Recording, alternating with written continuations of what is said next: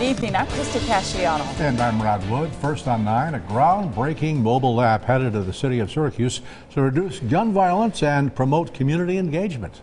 It's called Hello Syracuse, and News Channel 9's Jennifer Sanders explains how it's bringing the Central New York community together.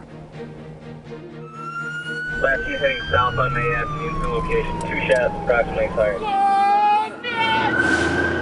These calls are all too familiar to Timothy Jennings Bay. I've been doing work in this community for the last 20 years dealing with, neighborhood conflict and violence. As part of the trauma response team, he's one of the first people at the crime scene, bringing hope and healing to victims of violent crimes. It's time for us to have a conversation on how to create the mechanics and operationalize the method of how to redefine and change community. Because they grew up in these neighborhoods and they don't think that something like this is possible.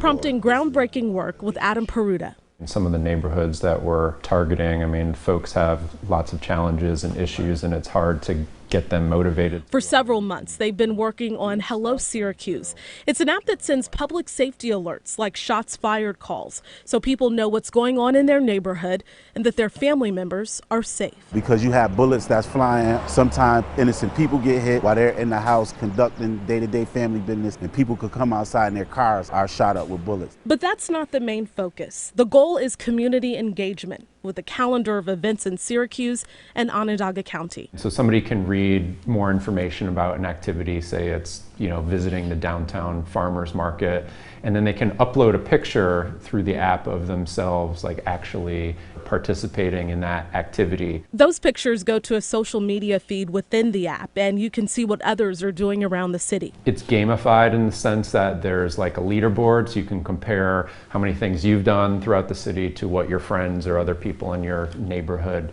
have done. It's just based strictly on information and awareness so we can mobilize community members to come up with viable solutions. Building a safer and stronger community. In Syracuse, Jennifer Sanders, News Channel 9. There is also a list of resources like volunteer opportunities and counseling services to help those dealing with trauma.